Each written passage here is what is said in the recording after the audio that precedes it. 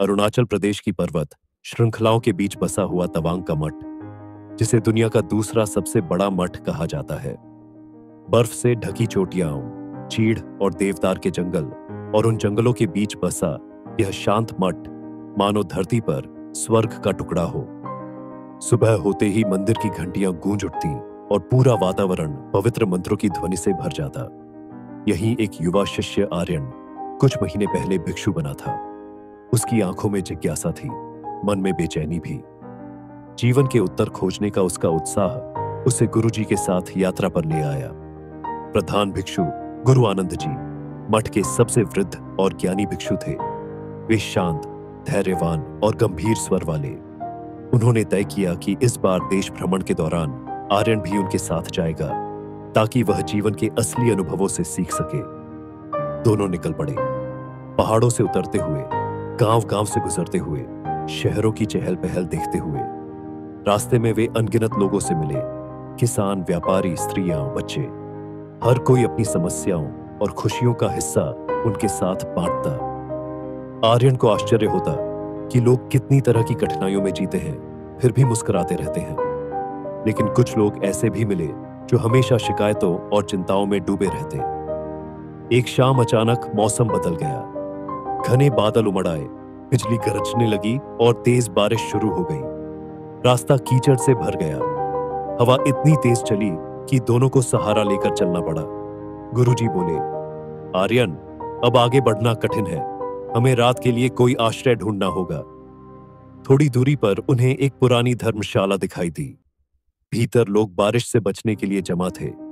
कोई हंसी मजाक कर रहा था, कोई खिड़की से बाहर बहती बारिश को निहार रहा था, तो कोई गर्म चाय की चुस्कियों का आनंद ले रहा था।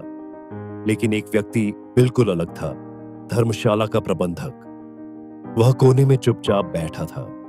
उसके चेहरे पर गहरी चिंता की रेखाएं थीं। उसकी आंखें मानो किसी अदृश्य बोझ तले दब गई हों। गुरुजी ने उसे ध्यान से देखा। पास जाकर शांत स्वर में पूछा, पुत्र, सब लोग इस मौसम का आनंद ले रहे हैं, लेकिन तुम इतने उदास क्यों हो? इन खुशियों तक तुम्हारा मन क्यों नहीं पहुंच पा रहा? पहले तो प्रबंधक ने टालने की कोशिश की, लेकिन गुरुजी की करुणामयी आंखों ने उसके मन के ताले खोल दिए। उसने भारी आवाज में कहा, गुरुजी, मेरी जिंदगी में सब कुछ उलझा हुआ है। मैं जितनी मेहनत करता हूं, सब बेकार हो जाता है। नौकरी का सुख नहीं, पैसा नहीं, घर की जरूरतें पूरी नहीं हो पाती। मेरी पत्नी और बच्चे मन मारकर जी रहे हैं। मुझे लगता है कि न मैं अच्छा पिता हूं, न अच्छा पति। उसकी आंखों में आंसू आ गए। वह और बोला, मैंने बहुत कोशिश की कि कोई और अच्छा काम मिल जाए, लेकिन आजकल सब मुश्किल है। महंगाई बढ़ती जा रही है। छोटी से छोटी चीज भी भारी लगती है। सोचता हूं, आखिर कैसे कटेगी यह जिंदगी। कभी कभी तो मन करता है सब छोड़कर कहीं भाग जाऊं, जैसे अब भिक्षु लोग जिनके पास कोई चिंता नहीं। उसकी बातें सुनकर आर्य ने भी सिर हिलाया। उसे लगा कि प्रबंधक गलत नहीं कह रहा। सच में, अगर कोई अपने परिवार का पेट ठीक से न भर पाए तो तनाव होना स्वाभाविक है। उसने मासूमियत से पूछ लिया, गुरुजी, क्या यह गलत सोच रहा है? अगर कोई अपने परिवार को खुश न रख पाए तो क्या उसे चिंता नहीं होगी? गुरुजी कुछ पल मौन रहे, फिर गंभीर स्वर में बोले, पुत्र, तुम्हें लगता है कि चिंता करना स्वाभाविक है, लेकिन क्या कभी सोचा कि तुम्हारी चिंता ने अब तक कौन सा काम सुधारा है? क्या तुम्हारी बेचैनी ने समस्याओं को हल कर दिया या केवल उन्हें और बड़ा बना दिया? प्रबंधक चौंका। गुरुजी, मैं समझा नहीं। गुरुजी ने कहा, मतलब यह कि जो तुम्हारे पास है उसके लिए आभारी होने की बजाय तुम हर समय उसी की कमी ढूंढते हो जो नहीं है। तुमने अपनी नौकरी को बोझ मान लिया, जबकि उसी से तुम्हारे घर का चूल्हा जल रहा है। चिंता करके तुमने केवल वर्तमान का अपमान किया है, और जितना तुम चिंता में उलझते हो उतना ही अपनी शक्ति खोते जाते हो। प्रबंधक ने धीरे से कहा, लेकिन गुरुजी, अगर मैं चिंता न करूं तो भी समस्याएं तो रहेंगी। मेरी हालत तो नहीं बदल जाएगी। गुरुजी ने मुस्कुराकर कहा, सही कहा, समस्याएं हर किसी की जिंदगी में होती है। फर्क केवल इतना है, कुछ लोग उन समस्याओं को पालते हैं उन्हें अपनी छाती पर बोझ बना लेते हैं, और कुछ लोग उन समस्याओं का समाधान खोजते हैं। वही लोग खुश रहते हैं। आर्यन ने उत्सुकता से पूछा, गुरुजी, क्या कोई इंसान सच में चिंता से मुक्त हो सकता है?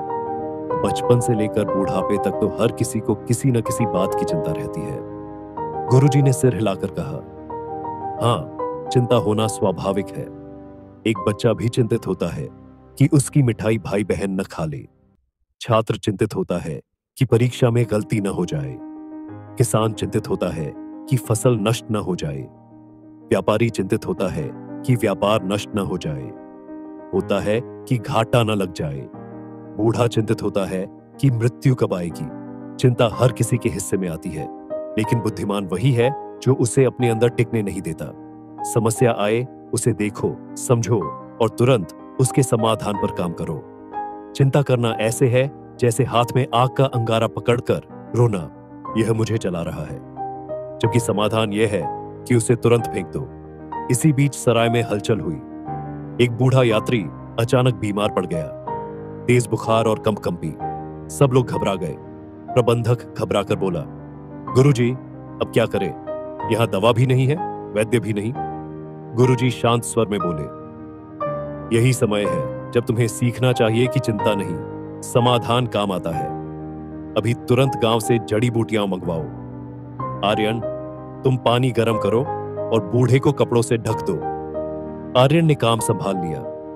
प्रबंधक ने गांव के एक लड़के को दौड़ाया। कुछ ही घंटों में बूढ़े की हालत संभलने लगी। उसका बुखार उतर गया। कमजोर आवाज में बूढ़े ने कहा, तुम सबने मेरी जान बचाई। अगर तुम चिंता में बैठे रहते तो शायद मैं आज मर जाता। प्रबंधक की आंखें भर आईं। वह गुरुजी के चरणों में गिर पड़ा। गुरुजी, आज मुझे समझ आ गया। सचमुच चिंता ने तो कभी कुछ नहीं दिया, लेकिन समाधान ने एक जीवन बचा लिया। रात धीरे धीरे बीतने लगी। बारिश थम चुकी थी। अलाव की आंच धीमी हो रही थी, पर सबके दिलों में एक नया दीपक जल चुका था। सुबह की पहली किरणों के साथ प्रबंधक ने हाथ जोड़कर कहा, गुरुजी, अब मैंने निश्चय किया है। इस धर्मशाला को मैं केवल सराय नहीं रहने दूंगा। यह लोगों के लिए आशा का स्थान बनेगी। यहां आने वाला हर यात्री केवल छत और खाना ही नहीं पाएगा, बल्कि उम्मीद भी पाएगा। गुरुजी ने आशीर्वाद दिया, पुत्र, जब तुम दूसरों के लिए दीपक बनोगे, तभी तुम्हारा जीवन भी उज्जवल होगा। आर्यन मुस्कुराया। उसने मन ही मन प्रण लिया कि अब से कभी चिंता को हृदय पर राज नहीं करने देगा। विदाई का समय आया। बूढ़ा यात्री, सराय मालिक और अन्य लोग गुरुजी और आर्यन को धन्यवाद देने लगे। जाते जाते गुरुजी बोले, याद रखो, चिंता चिता जैसी है जो भीतर ही भीतर जलाती रहती है। समाधान वह दीपक है जो अंधेरे में भी राह दिखाता है। उम्मीद वह शक्ति है जो इंसान को गिरने से बचाती है।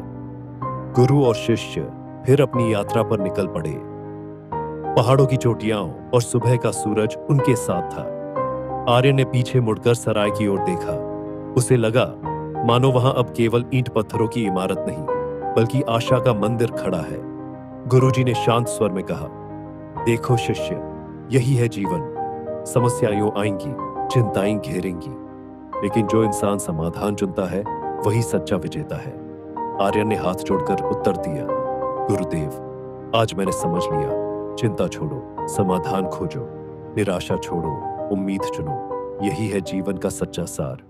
और उनकी यात्रा आगे बढ़ गई, पीछे छोड़ते हुए उम्मीद का दीपक।